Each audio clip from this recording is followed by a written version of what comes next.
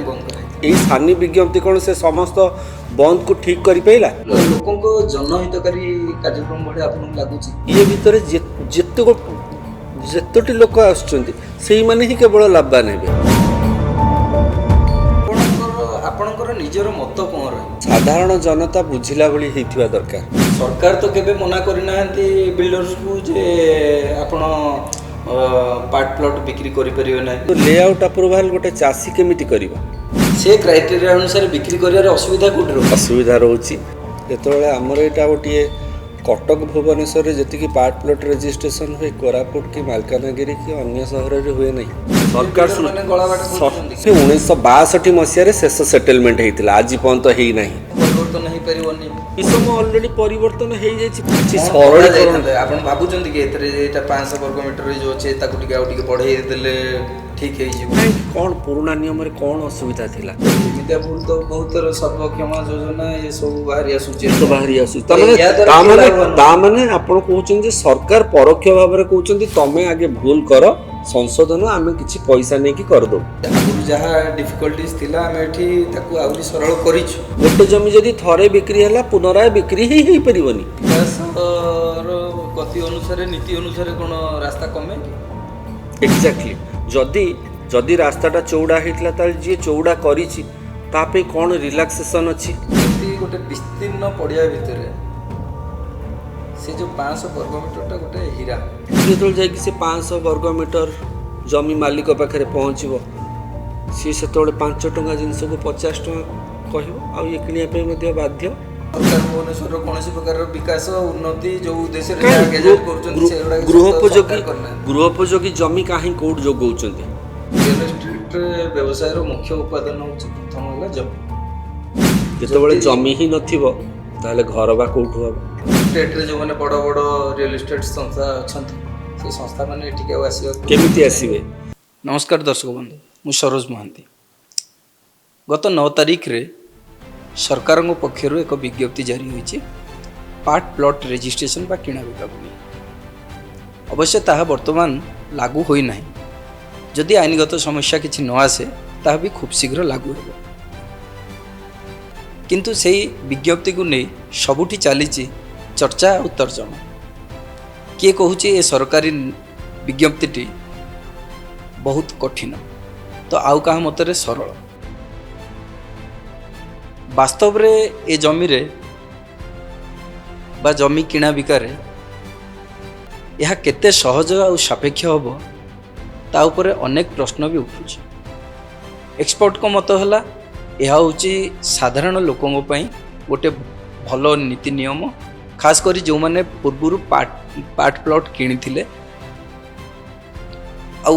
वर्तमान से माने किछि गोटे कंपाउंडिंग फी दे तांकर समस्या को समाधान कर दी पारिबे किंतु सबु क्षेत्र रे यह लागू हो पारिबो तो ओडिशा रे रियल एस्टेट व्यवसाय उपरे किछि आंच आसीबन तो ए सानी विज्ञप्ति किछि आंच आनिबो कि एमिति अनेक प्रश्न रहुछि तार उत्तर खोजिबा पई मो सहित रियल एस्टेट कंसल्टेंट स्वामी शरण मिश्र अछन्ति आसंतु तांको सहित आलोचना करवा और तारी ऊपर चर्चा और तर्जमा करवा जारी होइतिबा विज्ञप्ति केते ठीक केते भूल।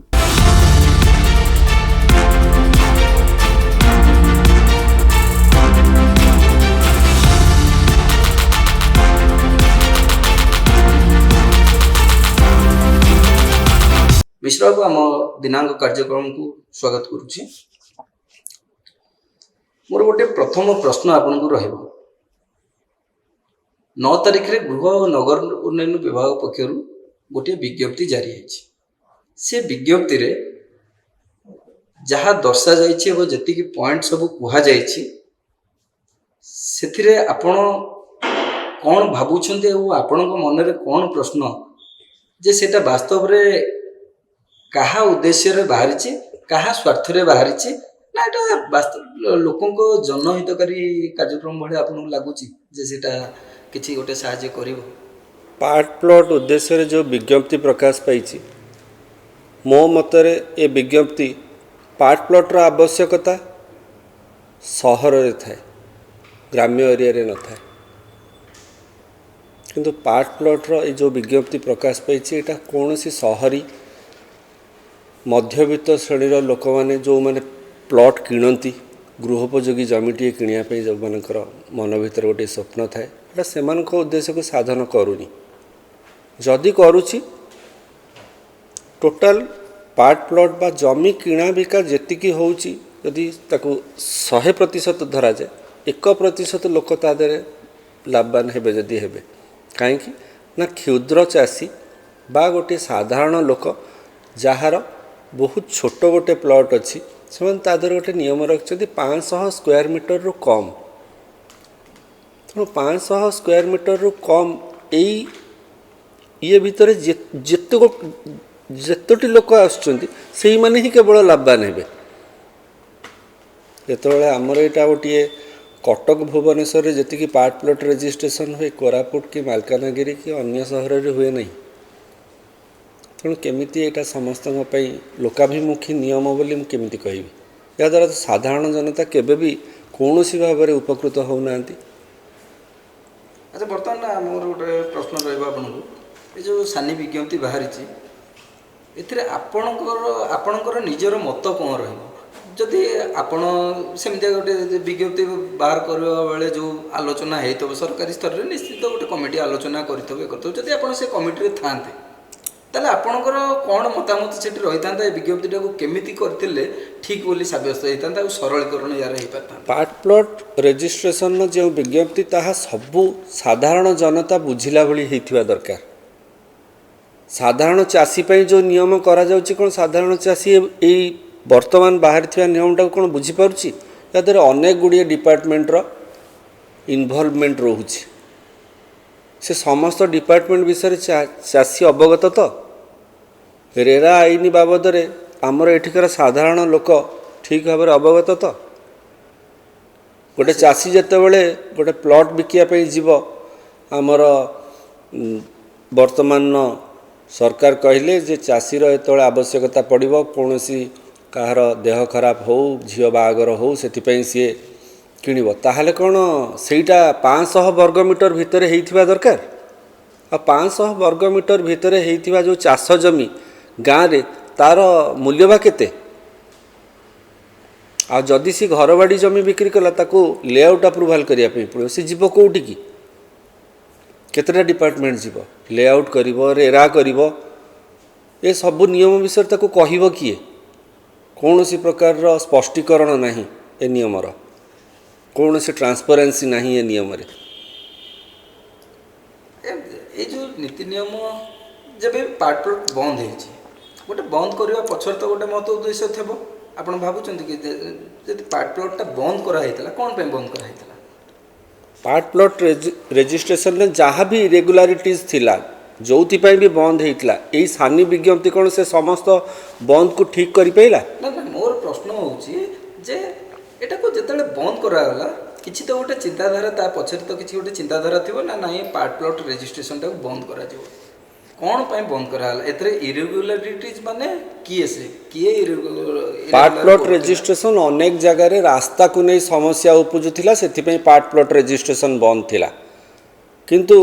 पर्टिकुलर एरिया को नहीं कि कौन सी जगह बेसी समस्या उपजी नाला आ जदि समस्या रास्तार थिला ताहले रास्ता पे तो सरलीकरण प्रोसेस से माने करि परितांते किंतु एटा को समुदाय भाव में कहीं कले सेटा मो बुझिबा बाहर माने जो क्वेश्चन उठे जे निरीह लोक जमी किणी दिया जाउची बिल्डर्स माने कि प्लॉट जो माने प्लॉटिंग स्कीम करूछंती से माने जमी किणी दउछंती लोक को बिकी दउछंती सेथि लागि एटा को बंद करा हैतला एटा ठीक जत्ते बेले भी जने बिल्डर हो कि जने साधारण लोक समस्त नियम को बांधी कि चलते आपड़ कौन कौन सी प्लॉट बिना रजिस्ट्रेशन में क्या बिक्री करें बिना सेल डीड रे जमी यहाँ संभव नुह यही नियमटे जमी समस्ते बंधा सी चाहे गोटे चाषी हो साधारण लोक हो बा बिल्डर हो समस्ते यही नियमटा को फॉलो करती जे जमीर अप टू डेट इसी बाहर तापर जमी रजिस्ट्रेशन हम तापर तार मालिकाना सत्व हिसाब से सी तार सेल डीड टे पाइला बा दलिल टे पाइला तापर तार आरओआर करेक्शन कला दाखल खारज केस रे आरओआर टी करेक्शन कला और से पट्टाटी पाइला तापर से कौन करुला जदि चाष जमी होता घर बाड़ी कन्भर्सन करुला किंतु वर्तमान कौन है नुआ नियम रे कौन है हाँ रास्तार स्पष्टीकरण भाव में से जदि नियमटी आनी था समस्त रास्ता प्रॉपर स्केच जोटा कि आरआई रिपोर्ट द्वारा भी से माने ताको ठीक करि पारि थांते किंतु लेआउट अप्रूवाल गोटे चासी केमिति करिवो सी तो गोटे अलग प्रसंग मोर एठी ता पछरे मु आपनकु किंतु एमाने पूरा होल जमीर टोटाल जमी चासी पई नियम जहा बिल्डर पई नियम सैया किंतु एथरे अल्टीमेटली सफर होचन तो साधारण जनता ना ना जदि एठी आ गोटे प्रश्न रहूची मोर आपनकु जे सरकार तो केबे मना करि नाहंती बिल्डर्स को जे आपण पार्ट प्लॉट बिक्री करि परियो ना नीति नियम अनुसार जहाँ रेरा रजिस्ट्रेशन रहूची रेरा रजिस्ट्रेशन करंतु जहाँ भी तार आपण जहाँ जहाँ क्राइटेरिया कहउचंती से क्राइटेरिया अनुसार बिक्री करियार असुविधा कोट रहउची असुविधा रहउची जड़े जदि प्लॉटिंग बिजनेस भी करने जाऊँगी जी प्रकार सरकार नियम अच्छी जी विभाग अच्छी ओजीएलएस एक्ट कहतु सक्सेसन एक्ट कहतु रेरा एक्ट कहतु ओडिया एक्ट कहतु एमती सीरियल लंबी केतेटा एक्ट को सी फॉलो करिवो प्रत्येक एक्ट निज निज भितर कॉन्ट्राडिक्ट करुछि जो जमी आज आम कहूचे भुवनेश्वर रे सबु जमी गुड़िक विभागीकरण कराई जोन हिसाब से कोटा व्यावसायिक जोन कोटा घर तैयारी जोन कोटा बा चाषबास करवा जोन तो कोटा फॉरेस्ट जोन किंतु सेटा केबे भी टाइम टू टाइम संशोधन करा होनी सरकार जमी पे 7% लेखा स्टाम्प ड्यूटी नियंती 5% रजिस्ट्रेशन स्टाम्प ड्यूटी मिसिक 7% नियंती किंतु कौन प्रकृत में जमीर सत्व आ जमीर किसम सरकार निजे निजे परिवर्तन करने उचित नुह आपण ओडिशा रे अनेक जगार आमर ये भुवनेश्वर भी अनेक जगार आप देखिए 1962 मसीह शेष सेटलमेंट होता आज पर्यंत होना ताने कौन ये समय भितर भुवनेश्वर रे किसी डेवलपमेंट होनी 62 मसीहार भुवनेश्वर आज भुवनेश्वर सामान जदि सामान तो रास्ता बदल जाइतो गली बदल जाइतो सब किछि बदल जाइथिबो रास्ता जड़े बिल्डर गोटे जमी नेले ताको डेभलप करेंगे बिक्री करेंगे से माने विभिन्न विभाग आणवे एनओसी आणवे ठीक सरकारी नियम को फॉलो करके काम करने द्वारा लोक मैंने प्रॉपर जिनस पाइबे किंतु से करिवो कौन गोटे जगह नेला रास्ता अच्छी रास्ता एवं जगह मध्यर जो नयनजोरी रास्ता सेटा रही जाउची बीडीए ताको कहबो जे एईटा होची जीए डिपार्टमेंट अंडर रे आछी आपण जीए डिपार्टमेंट रो एनओसी आनंतु किए कहलानी एटी गोटे नाल जाउची वाटर रिसोर्सेस रु जाइकी एनओसी आनंतु अच्छा से कौन प्रकार स्पष्ट नियम कानून नहीं तेणु केमिति लोक माने ठीक जिनस डेलीवरी पाइबे आउ समस्ते कहिबे जे बिल्डर माने खाईगले बिल्डर माने नहीं गले बा ठकी देले जोठी नियम रे गला बाट थाए से गला बाटे ही समस्ते जीवाई चाहिए सरकार सृष्टि करथिबा गला बाट द्वारा सरकार किसी लाभवान होती आउ किसी सरकारी कर्मचारी लाभवान होती अच्छा ये तो गोटे ये सब को नहीं कि किसी जमी दलाल मध्य लाभवान होती जेमति कि आपण वर्तमान एथरे गोटे नुआ गेजेट जो आसी नुआ विज्ञप्ति अनुसार ये गोटे नुआ गला बाट केमती आपण एटा को डिसाइड करछन कहीं एथिरे तो कौन प्रकार जितेबाला जड़े जो गोटे व्यवसाय करुच्ची से व्यवसाय अनेक वर्ष हम बंद होती से व्यवसाय को लेकिन प्रत्यक्ष भाव में आ परोक्ष भाव में अनेक परिवार चले से माने 1.5 वर्ष हम खाया पाऊना से निज व्यवसाय चलेबे तो कौ बाटे चलेबे सरकार देइथिबा बाट भितर निश्चित भाव में फांक खोजे आउ से फांक भितर ही से जीवे तापर कौन हम पुणी आउ गोटे विज्ञप्ति आसो जे वर्तमान आपण माने जो भूल तक कले आपण एतिकी पैसा दियंतु आपण को भूल को क्षमा कराला जेमती पूर्वर थिला मिनिमम रास्ता 30 फुट रहिबो किंतु एबेका नियम रे आसला ना ना 20 फुट रे हबो ताले जे 30 फुट रे कर देला तार जो लॉस हला से वर्तमान करिवो कोन तेणु ये 20 फुट रो नुआ नियम आसला तापर केतळे 15 फुट रो आसीबो पुणी केतळे कहबे 40 फुट करो माने विकास गति अनुसार नीति अनुसार कौन रास्ता कमे कि एग्जैक्टली जदि जदि रास्ताटा चौड़ा होता जी चौड़ा करी कौन रिलैक्सेशन अच्छी सी कौन रिहाती पाइला जदि सरकार एते पैसा नौचंती जो एरिया पे जो पैसा नौचंती सेईटा को रेगुलाराइज करियार कौन सेई एरिया रे सेई अर्थ विनियोग होउची ठीक कर आपणकर जो एरिया गृहोपयोगी एरिया अच्छे गृहोपयोगी एरिया रे काहेकि रहिबो कौनसी भी सारद जमी बा चाष जमी काहेकि रहिबो आपण गोटे अपार्टमेंट रे रहउचंती आपणको घर पछ आडे गोटे चाष जमी सेठी कोन के चाष होउथुबो एबे तो ए जो नुआ विज्ञप्ति रे आसीची जे एठी किसम बदली परिबो नाही किसम बदली परिबोनी अच्छा किसम बदली परिबोनी माने सेठी गोटे कथा रहउची जे केवल ता अर्थ जे चाष जमी रे ही रहिबो अर्थात चाषी ही गोटे चाषी को बिकी पारिबो वर्तमान परिस्थिति रे मते पुराना प्रथा अछि कि गोटे चाषी से चाष जमीटा को आउ गोटे चाषी की बिकिबो से चाषी जे किनिबो जे क्रेता हबो वर्तमान समय रे जमीर दर अनुसार तार अंटा सड़की की से छिड़ाई परिबो तो वर्तमान भुवनेश्वर रे जो जगह रे कौन से अपार्टमेंट बा गृहोपयोगी बासोपयोगी गृह चारिआडे हो जाइए ता पछपट जमी भी आपड़ जदि देखिए ताले सेटा हूँ गोटे चाष जमी सी वर्तमान निजे केबे भी कहीं जानवर 20 वर्ष भीतर तो चाष होनी आगु को जाकि सी पुणी सी आउ गोटे चाषी को बिक्री कर सी चाष कर साइड्रे जो अपार्टमेंट रे लोक रही आदि से से चाष जमीटा को बीडीए पुणी कहीं येलो जोन कहीं माने गृहोपयोगी जमी वाली कहीं करी वर्तमान एठी तो किसम परिवर्तन हो पारिबोनी ए नीति नियम अनुसार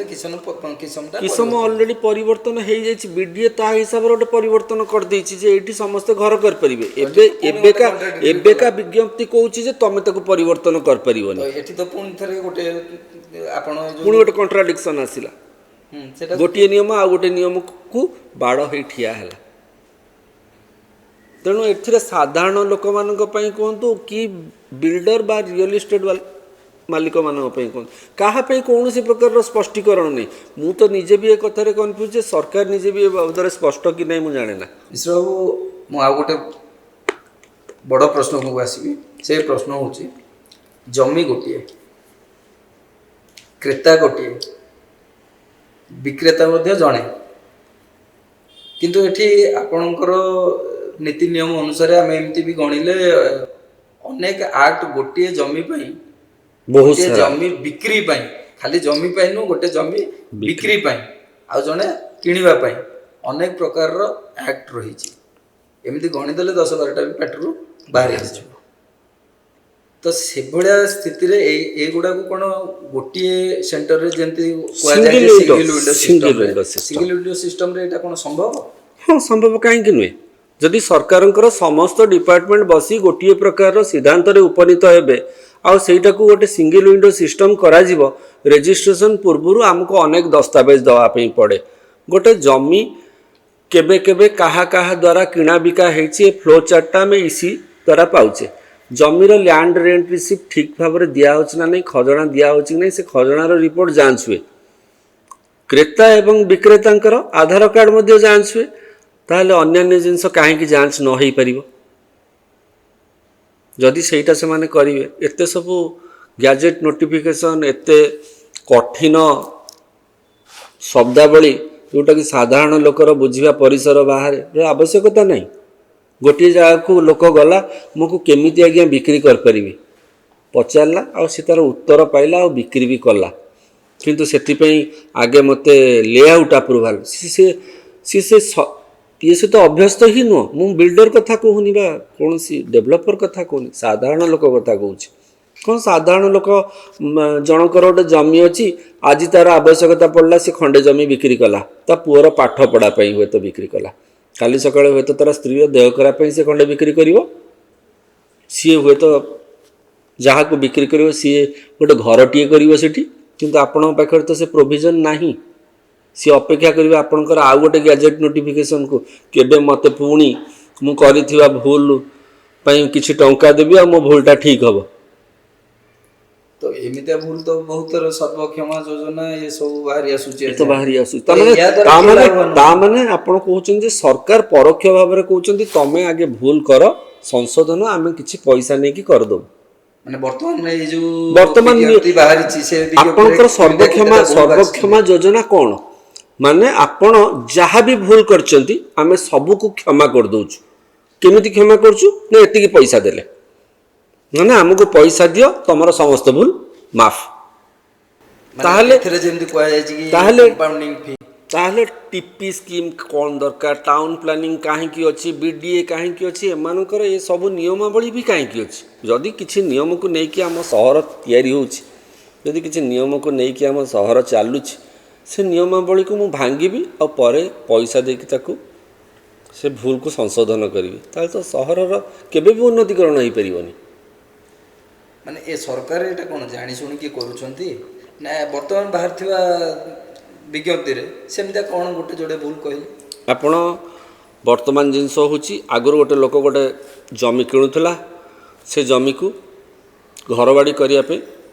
OLR କେସ୍ରେ ଘରବାଡ଼ି କନଭର୍ସନ୍ କରୁଥିଲା। ବର୍ତ୍ତମାନ ଆଉ ସେଇଟା ନାହିଁ।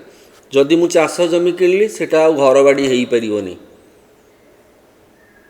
ଏଟା କେବେ ବି ହୋଇପାରିବନି। ଭୁବନେଶ୍ୱରରେ ରହୁଥିବା ଗୋଟେ ଲୋକ, ସେ ଗୋଟେ ଚାଷ ଜମି, ଜଣଙ୍କର ଗୋଟେ ପୁରୁଣା ଚାଷ ଜମି ଅଛି, କିନ୍ତୁ ସେଇଟା ୟେଲୋ ଜୋନ୍ରେ ଅଛି। ୟେଲୋ ଜୋନ୍ ହିସାବରେ ହିଁ ଜଣେ ଜୋନ୍ ଦେଖିକି କିଣୁଛି ନା ସାଧାରଣ ଲୋକ? ହଁ ହଁ ଜୋନ୍ଟା ଦେଖିବା, ସେଇଟା କେଉଁ ଜୋନ୍ରେ ଆସୁଛି, ନା ୟେଲୋ ଜୋନ୍ରେ ଆସୁଛି, ମୁଁ ସେଟାକୁ ଘରବାଡ଼ି କନଭର୍ସନ୍ କରି ନା କରିହେବନି। କାହିଁକି ନା ସରକାରଙ୍କ ବିଜ୍ଞପ୍ତିରେ ଅଛି, ତୁମେ ଚାଷ ଜମି କିଣିଛ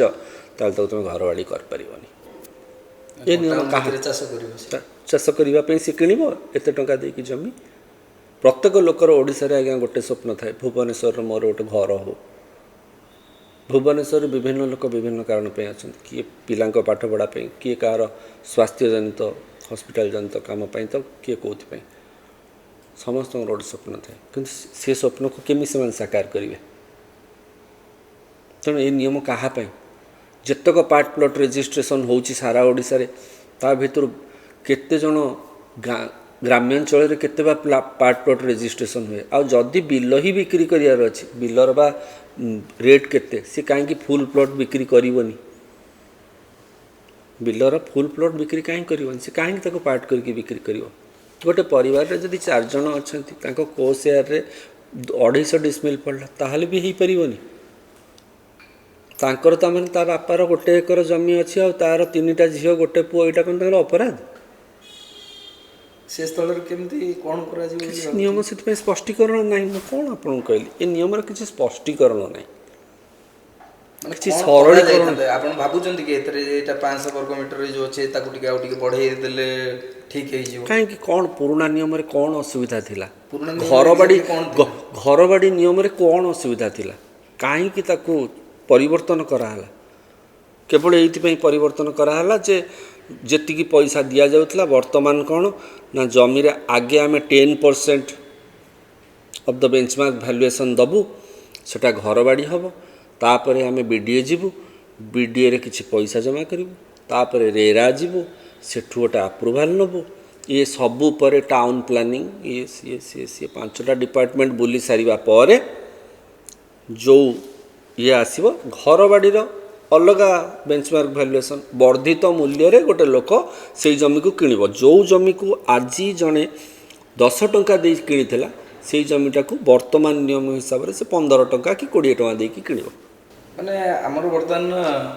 ନୂଆ ବିଜ୍ଞପ୍ତି ଅନୁସାରେ ଅଛି 500 ବର୍ଗ ମିଟର ଏରିଆ ଉପରେ ଲେଆଉଟ୍ କୌଣସି ଆବେଦନ କରିବା ଦରକାର ନାହିଁ କି କିଛି ନାହିଁ, ସେ ଯଦି ସେତିକି ଭିତରେ ବିକ୍ରି କରିଦିଆଯାଉଛି, ପାର୍ଟ ପ୍ଲଟ୍ ହିସାବରେ ବିକ୍ରି କରିଦିଆଯାଉଛି। ସେ ପାର୍ଟ ପ୍ଲଟ୍ ବିକ୍ରି କରାଯାଉଛି ଯେ ସେ ପାର୍ଟ ପ୍ଲଟ୍ଟା ଯଦି ଶାରଦ ବା ଚାଷୋପଯୋଗୀ ଜମି ଥାଏ, ମ୍ୟାକ୍ସିମମ୍ ଜମି ତ ଚାଷୋପଯୋଗୀ ଜମି, ସେଟା ତ ପରବର୍ତ୍ତୀ ଅବସ୍ଥାରେ ଘରବାଡ଼ି କନଭର୍ସନ୍ ହୁଏ। ନାଇଁ ମାନେ ମୋ ଇଏ ହେଉଛି ଯେ ଆପଣ ଏ ଯେଉଁ ଆମେ ପରିବାର କ୍ଷେତ୍ରରେ ଯଦି ଗୋଟେ କଥାଟାକୁ ଆମେ ବୁଝିବାକୁ ଚେଷ୍ଟା କରୁଛେ, ଆଜ୍ଞା, ତ ସେଠି ଗୋଟିଏ ପରିବାରରେ 5 ସଦସ୍ୟ ଅଛନ୍ତି, ସେଠି ଜଣଙ୍କର ପଇସାର ଆବଶ୍ୟକତା ପାଇଁ ସେ ତା ନିଜ ସେୟାରକୁ ବିକ୍ରି କରିବା ପାଇଁ ଚାହିଁବ, କିନ୍ତୁ ସେ ସେୟାରଟା ଯେ 500 ବର୍ଗ ମିଟରରୁ କମ୍ ହେଇଥିବ, ଏଇଟାର କ'ଣ କିଛି ମାନେ ଅଛି? ଆମେ ଦର୍ଶକ ବନ୍ଧୁ, ଆମେ ୟା ପୂର୍ବରୁ ଗୋଟିଏ ଖବର ପ୍ରସାରିତ କରିଥିଲୁ, ଏହା ଉପରେ ଏକ୍ସପର୍ଟଙ୍କ ମତାମତ ରଖିଥିଲୁ। ସେ ଭିତରେ ବି ଆମକୁ ଗୋଟିଏ ପ୍ରଶ୍ନ ଆସିଥିଲା जे जदि पार्ट प्लॉट बिक्री बेले जदि 5 जन सदस्य गोटे घरे थांती सेथुरु जदि 4 जन बिकिबा को चाहती आउ जड़े बिकिबा को चाहूँगी तार आवश्यकता अच्छी पूर्वर तांको बापा पार्ट प्लॉट खंडे बिक्री कर देते तेणुक आउ जहाँ वर्तमान नीति नियम अनुसार सब प्लॉट आउ हो पार गोटे थर अर्थ मैंने कौन बिकी पारे ना इमरजेंसी बोली किसी ना किछि नै वर्तमान विज्ञप्ति हिसाब से एमानकर इमरजेंसी बोली किछि नै मु आपन तो सही कथा ही कहली गोटे परिवार रे जदि 3टा झी अच्छा विवाहित झी आ गोटे पुओ अच्छी तांको बापांकर गोटे एकर जमी अच्छी झील मैंने समस्ते अन्य विभिन्न सहर से माने विवाह करके अच्छा तांकर से जमीर किसी आवश्यकता नहीं से माने हुए तो तांकर पैसार आवश्यकता अच्छी पिला पाठ पढ़ेबे कि तांकर अन्य सहर जो रही सेठी घर खंडे किणवे कि कौन करेंगे से जमी बिक्री करें तो कारण से बाहर सहर रू आसिकी एठी बीडीए रेरा टाउन प्लानिंग एते सब नियम बुझिला बेलू बयस पाई जाइथिबो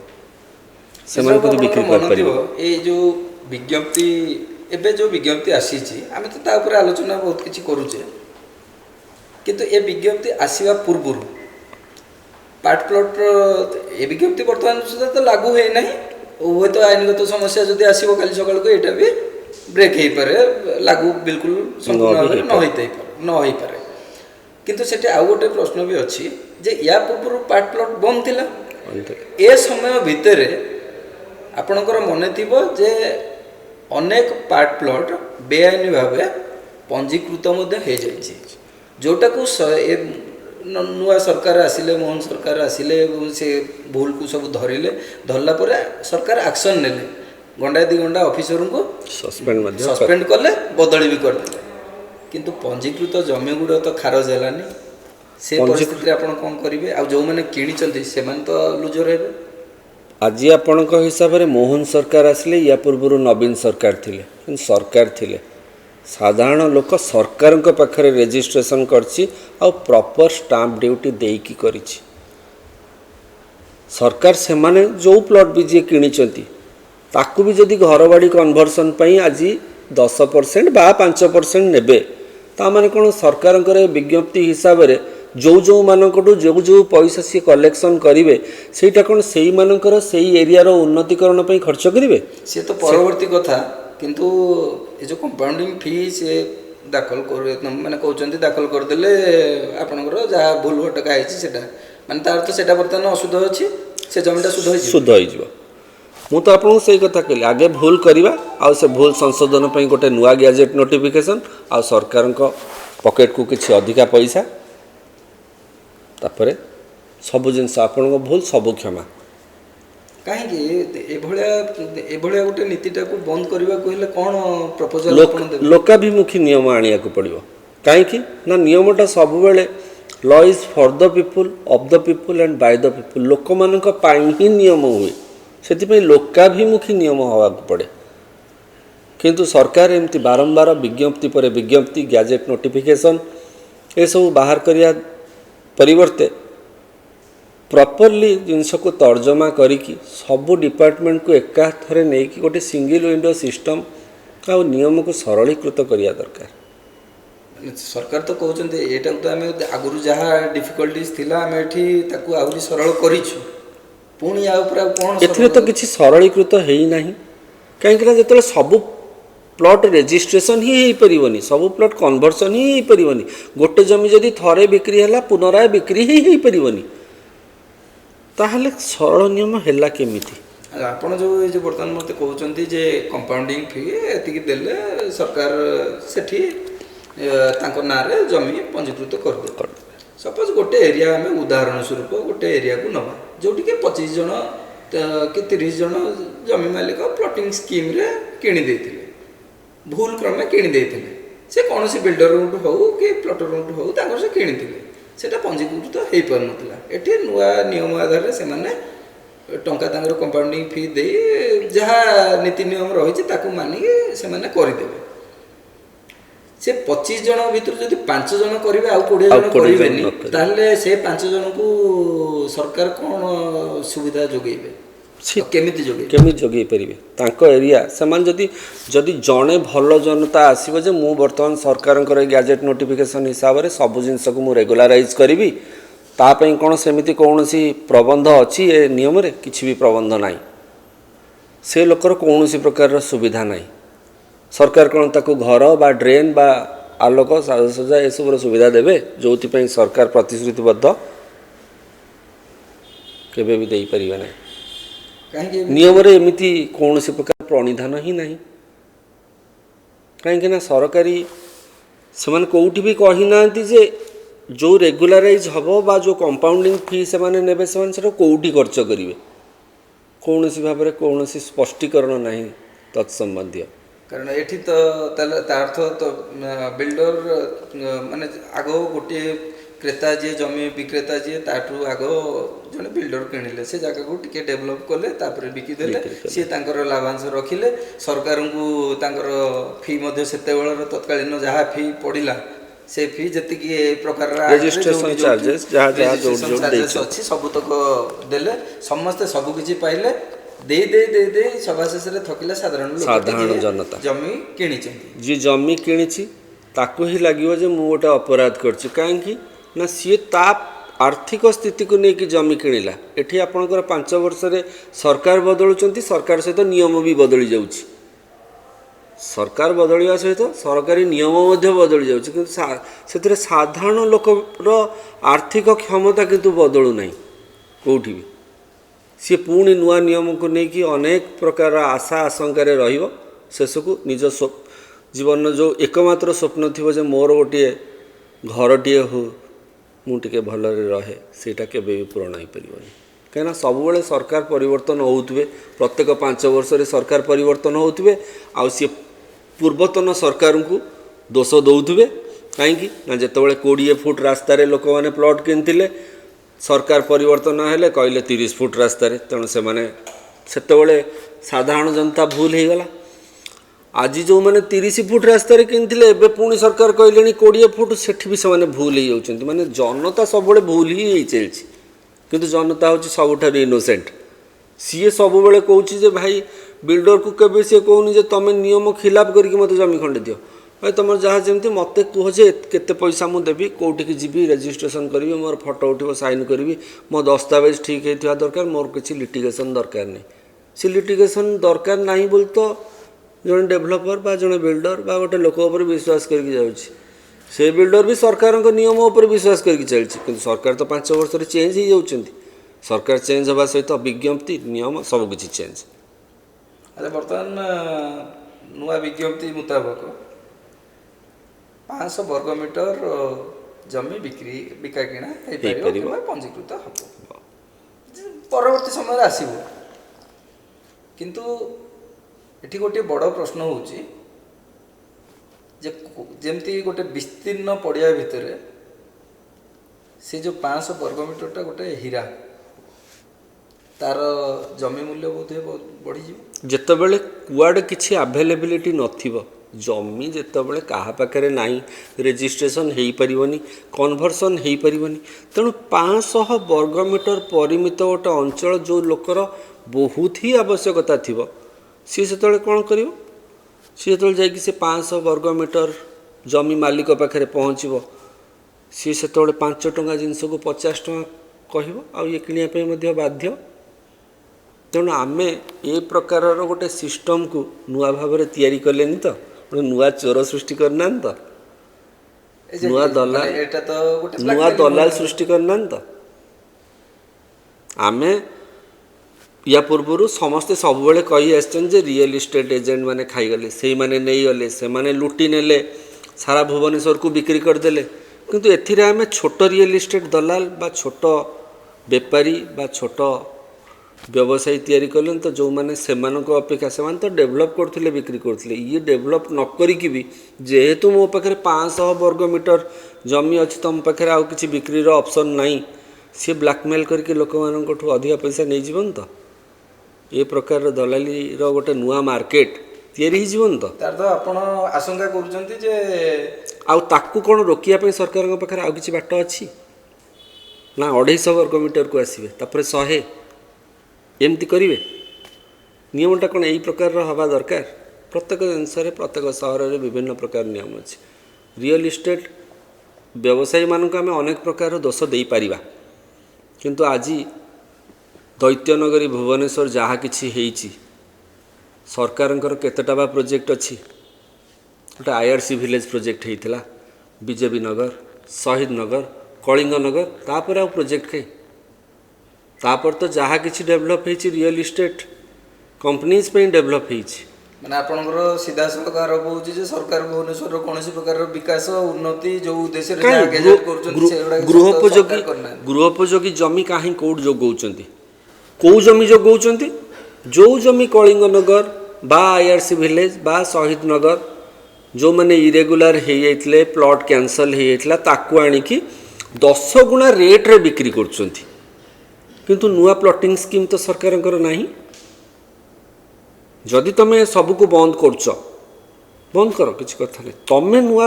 प्लटिंग स्कीम आणुन मध्यवित्त श्रेणी लोक मान साधारण लोक मान जोटा कि सब तो तुमरी ही सिस्टम रे तो तुमर नगर उन्नयन तुमर टाउन प्लानिंग तुमर बीडीए तुमर बीएमसी तुमर सबकिछ तो तुमर अच्छा आपन मतरे बर्तमान जमी माने जमी हो कि जमी रे घर करबा स्वप्न ए दुईटा को देखुची किए देखुथिबा से वर्गटा किए मध्यवित्त गोटे गोटे जमी गोटे बड़ प्लॉट डेभलप हो प्रथम आज्ञा 20 फुट रे रास्ता चलला से सरकारी नियम 20 फुट थी मझे से चौड़ा है 30 फुट हो गला बर्तमान पुणी एगेन आज्ञा सी 20 फुट रे चलो एमती हे कौ पर्यंत आम जा माने नियमटा भी से रास्ता भाया आईगला आपन देखिए से रास्ता को जानीपर जे नियम केमती केमती चेंज हो चलती 20 फुट 30 फुट 20 फुट 15 फुट एम चलती कौन प्रकार इटा जो 20 फुट कराई यातायात असुविधा होता जो 30 फुट कराला जो सुविधा है पुणी एगेन जब 20 फुट है कौन यातायात ठीक कि भूल जानीलानी से पेपर रे पढ़ी यातायात सुविधा अग्नि निरापत्ता ये सब आमर 30 फुट दरकार ये कौन है कहीं 20 फुट कले 6 मीटर 9 मीटर ताकू नहीं कि गोटे सेतरे आउ जदी भी मो कया कथा जी 30 फुट कर दीची की प्रकार रो बेनिफिट से पाइबो जदी 20 फुट आपनकर मिनिमम रास्ता किंतु जणे जणे बिल्डर 30 फुट देइछथि ताल ताकू कोन आनुषंगिक भाव रे किछि डिस्काउंट मिलिबो से डिस्काउंट मिलिबो सेतबेला नीति नियम अनुसार से करथिले जदी करिथिले ताहले वर्तमान 30 फुट रास्ता जड़े छाड़ी मैंने निश्चित भाव में से रास्ताटा ए रास्ता अपेक्षा बेटर निश्चित चौड़ा रास्ताटा बेटर किंतु से कौन ताको कौन प्रकार रिहाती सेमती किसी प्रणिधान अच्छी तेणु आम क्या कहीं कौन भी ब्लेम करवा रियल इस्टेट कंपनीज मालिक मानक आम आए दिन पेपर रे से ब्लेम बहुत प्रकार ब्लेम आम शुणु था कहीं ब्लेम करवा गवर्नमेंट तो एमती नियम ही तैयारी करछि जे तमे नियम को ब्रेक करिवो लोकर जेतेबेले आवश्यक एमिति भी बहुत किछि प्रोजेक्ट रहउछि जे उडा रेरा अप्रूवल होउनी से तो गोटे भूल हो जाउछि ना होउछि से काहे की होउछि सरकारनकर एमितिया कहीं सिस्टम नाही जे गोटे प्रोजेक्ट कला माने तुमको ये नियम आ गोटिए जगह रे तमे अप्लाई करिवो तमे सब प्रकार रे अप्रूवल पाइबो गोटे बिल्डर 5टा जगह को दौड़ी दौड़ी दौड़ी दौड़ी दौड़ी दौड़ी जाकि गोटे अप्रूवाल आणुची आनी साइला पर सी जो बिक्री करुच्ची सी सब जगह यथोचित जी आपणकर डिपोजिट्स अच्छी जहाँ अच्छी सब कथा दौर देला पर भी आम कहीं कह सी भूल करदेला बोली से सहरर उन्नतीकरण होती भल जनबसति स्थापन होती भल रास्ता भी देती तेणु तार भल पार्टा को कौन सी जगह आलोचना करा जाउनी केवल खराबटा को आलोचना करा जाउछि कहीं सरकार एमती आपण मते आपणकर गला बाट नाही अथच मु गली की चली गली ताल तो बिना रजिस्ट्रेशन भी कहीं क्या प्लॉट बिक्री कर दियंता रजिस्ट्रेशन कहीं मैंडेटरी जेमती रजिस्ट्रेशन टा मैंडेटरी पट्टाटे करवा मैंडेटरी बिना पट्टारे जन जमीर मालिक हो परिबनी सेमती तुम गोटे प्रोजेक्ट करने गोटे मैंडेटरी गोटे सिंगल विंडो सिस्टम कर तुम जमी बीडीए रे गोटे सिस्टम कर बीडीए प्लान अप्रूवाल करने पड़ो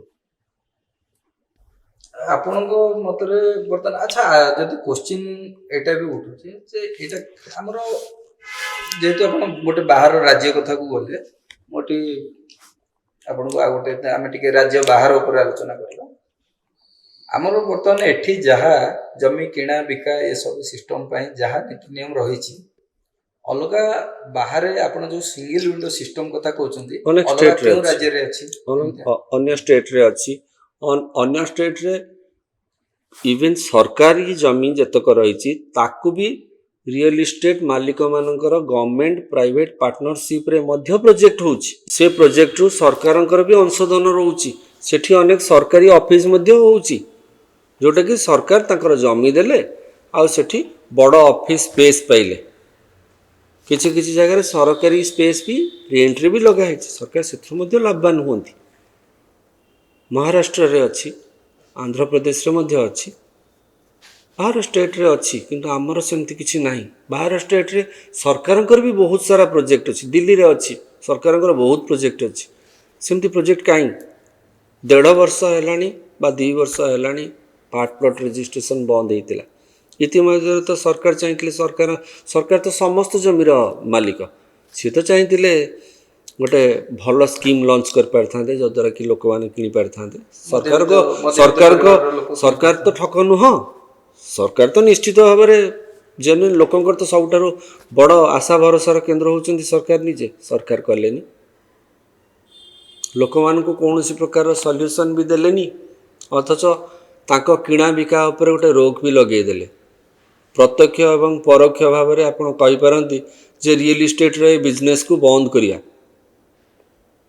ଏଇଟା ହିଁ ଆମେ ସାରାଂଶ ତାର ବାହାର କରିପାରିବା। ଆଚ୍ଛା, ସରକାର ଯଦି ଏମିତିଆ ଉଦ୍ଦେଶ୍ୟ ରଖୁଛନ୍ତି, ଆପଣ ଭାବୁଛନ୍ତି କି ବର୍ତ୍ତମାନ ଯେଉଁ ନୀତି ନିୟମ ଆସିଲା ଏ ବିଜ୍ଞପ୍ତି ଯଦି ଲାଗୁ ହୋଇଯାଏ ତେବେ ରିଅଲ ଏଷ୍ଟେଟ୍ର ଭବିଷ୍ୟତ ଆମର ଭୁବନେଶ୍ୱର କିଛି ନାହିଁ। କଟକ ସରକାରୀ ଖାତାକୁ ଯେତେବେଳେ ପାର୍ଟ ପ୍ଲଟ୍ ରେଜିଷ୍ଟ୍ରେସନ୍ ଅଧିକା ହୁଏ ସେତେବେଳେ ପ୍ରତ୍ୟେକ ପ୍ଲଟ୍ ରେଜିଷ୍ଟ୍ରେସନ୍ରେ 7% ସରକାରୀ ଖାତାକୁ ବି ଯାଏ। ଯେତେବେଳେ ସେ ରେଜିଷ୍ଟ୍ରେସନ୍ କମିଯିବ ସେ ପଇସା, ସେ ରାଜସ୍ୱ ସରକାରଙ୍କର ହିଁ ଲସ୍ ହେବ। ଆଉ କେବଳ ଏତିକି ନୁହଁ, ପାର୍ଟ ପ୍ଲଟ୍ ରେଜିଷ୍ଟ୍ରେସନ୍ର ଯେତେବେଳେ ରାଜସ୍ୱ ହାନି ହେବ ଲୋକମାନଙ୍କର ଘର କରିବାର ଇଏ ବି କମିଯିବ। କମିଗଲେ ଆପଣଙ୍କର ପ୍ରତ୍ୟେକ ସିଭିଲ୍ ସପ୍ଲାଇଜ୍, ବାଲିର ରେଟ୍, ଯେତିକି ବାଲି ଘାଟ ଅଛି ତା'ର ରାଜସ୍ୱ ମଧ୍ୟ କମିଲା। ଯେତିକି ଇଟା ମ୍ୟାନୁଫ୍ୟାକ୍ଚରିଂ ୟୁନିଟ୍ ଅଛି ସେମାନେ ମଧ୍ୟ ମଲେ। ସିମେଣ୍ଟ ଇଣ୍ଡଷ୍ଟ୍ରିର ବି ଲସ୍ ହେବ। ତେଣୁ ପ୍ରତ୍ୟକ୍ଷ ଏବଂ ପରୋକ୍ଷ ଭାବରେ ସୋସାଇଟି ଉପରେ ଗୋଟେ ବହୁତ ବଡ଼ ଇମ୍ପ୍ୟାକ୍ଟ ପଡ଼ିବ। କାହିଁକିନା ଏ ସମସ୍ତ ଜିନିଷକୁ ନେଇକି ଡାଇରେକ୍ଟ ଆଉ ଇନଡାଇରେକ୍ଟ ଏମ୍ପ୍ଲୟମେଣ୍ଟ ବହୁତ ଅଛି। ଏମିତି ବି ସରକାର ଆପଣଙ୍କର ସବୁ ପ୍ରକାରର ବର୍ଗଙ୍କୁ ଚାକିରି ଦେବା ପାଇଁ ସକ୍ଷମ ନୁହଁ। କିଏ କେଉଁଠି କେମିତି କରିକି ବିଭିନ୍ନ ସେକ୍ଟରରେ କାମ କରିକି ପଇସା ରୋଜଗାର କରନ୍ତି, ସେ ସମସ୍ତଙ୍କର ଜୀବନ ଆଉ ଜୀବିକା ନଷ୍ଟ ହୋଇଯିବ। ରିଅଲ ଏଷ୍ଟେଟ୍ ବ୍ୟବସାୟର ମୁଖ୍ୟ ଉପାଦାନ ହେଉଛି ପ୍ରଥମ ହେଲା ଜମି। ଯେତେବେଳେ ଜମି ହିଁ ନଥିବ ତାହେଲେ ଘର ବା କେଉଁଠୁ ହେବ? ଆପଣ ଭାବୁଛନ୍ତି ଏଭଳିଆ ପରିସ୍ଥିତିରେ ଏଭଳିଆ ଗୋଟେ ବିଜ୍ଞପ୍ତି ଭିତରେ ବାହାରୁ କୌଣସି ପ୍ରକାରର ଅନ୍ୟ ଷ୍ଟେଟ୍ରେ ଯେଉଁମାନେ ବଡ଼ ବଡ଼ ରିଅଲ ଇଷ୍ଟେଟ୍ ସଂସ୍ଥା ଅଛନ୍ତି ସେ ସଂସ୍ଥାମାନେ ଏଠିକି ଆଉ ଆସିବାକୁ କେମିତି ଆସିବେ? ଯେତେବେଳେ ନିୟମ ଆପଣଙ୍କର ସରଳୀକରଣ ନ ହେବ ବାହାରର ଇନଭେଷ୍ଟରମାନଙ୍କୁ କେବେ ବି ଆଟ୍ରାକ୍ଟ କରିବନି। ଯେତେବେଳେ ଜଣେ ବାହାରର ଗୋଟେ ବଡ଼ ବିଲ୍ଡର ଚାହିଁବେ ଏଠି ଆସିକି ଭୁବନେଶ୍ୱର ଗୋଟେ ବଡ଼ ସିଟି ବା ଗୋଟେ ବଡ଼ ପ୍ଲାନିଂ କରିବା ପାଇଁ, ସେତେବେଳେ ଆଗେ ଭାବିବେ ଯେ ମୋତେ 10ଟା ଡିପାର୍ଟମେଣ୍ଟ 12ଟା ଡିପାର୍ଟମେଣ୍ଟ ଦୌଡ଼ିବା ପାଇଁ ପଡ଼ିବ। ଏଠି ପ୍ରତ୍ୟେକ ନିୟମ ଆଉ ଗୋଟେ ନିୟମକୁ କଣ୍ଟ୍ରାଡିକ୍ଟ କରୁଛି। ଏଠି କୌଣସି ଅବସ୍ଥାରେ ବି ସରକାରଙ୍କ ନିୟମକୁ କିଏ ଚ୍ୟାଲେଞ୍ଜ କରିକି କୋର୍ଟରେ ଷ୍ଟେ କରିଦେଲାଣି। ସେ ତା'ର ଇନଭେଷ୍ଟମେଣ୍ଟ ଗୋଟେ ଟଙ୍କା ଗୁଡ଼ା ଇନଭେଷ୍ଟ କରିକି କାହିଁକି ଲସ୍ କରିବା ପାଇଁ ଏଠିକି ଆସିବ? ସେ ଅନ୍ୟ ଷ୍ଟେଟ୍ରେ କାହିଁ କାମ ନ କରିବ ଯେଉଁଠି ନିୟମର ସରଳୀକରଣ ଅଛି, ନିୟମଟା ଯେଉଁଠି ସିମ୍ପ୍ଲିଫାଏଡ଼ ୱେରେ ଅଛି ସେଠି କାହିଁକି ନ କରିବେ? ସେ ଏଠି ଆସି କାହିଁ କରିବେ? ଗଲା 1.5 ବର୍ଷ ଭିତରେ ଯଦି ଗୋଟେ ସାଧାରଣ ହିସାବ କରାଯାଏ, ଆପଣ ତ ଅନେକ ସଂସ୍ଥାର କନସଲଟାଣ୍ଟ ଅଛନ୍ତି, ବୁଝୁଛନ୍ତି, ତ ଯଦି ସେ ଯେଉଁ କ୍ଷତି ପରିମାଣଟାକୁ ଗଣାଯାଏ, ମୁଁ ବାହାର ଲୋକଙ୍କର କହୁନି କି ରିଅଲ ଇଷ୍ଟେଟ୍ ସଂସ୍ଥାର କହୁନି, ଡିରେକ୍ଟଲି ସରକାରଙ୍କର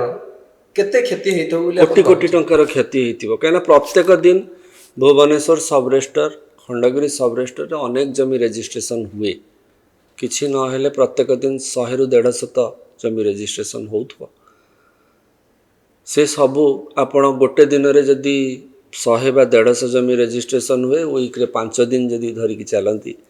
ताहले गोटे सप्ताह रे 750 टी जमी रेजिस्ट्रेशन होउथबो गोटे वर्ष भितर जतिकी तार 7% जहाँ राजस्व हानि होइथिबो आउ आपन जो इनडायरेक्ट एम्प्लॉयमेंट कथा कहली से हिसाब रे सीमेंट इंडस्ट्री रड इंडस्ट्री बाली चिप्स ये सब जहाँ लॉस होइथिबो आपण तार अनुमान लगे परिबा आउ या द्वारा केतिकी लोक सफर रहिथिबे हजार हजार लक्ष लक्ष लोक सफर रहिथिबे केवल रेट भी बढ़ी जाउची से अनुसार निश्चित भाव में बढ़ कहीं लोक संख्या हु होइकी बढ़ुची किंतु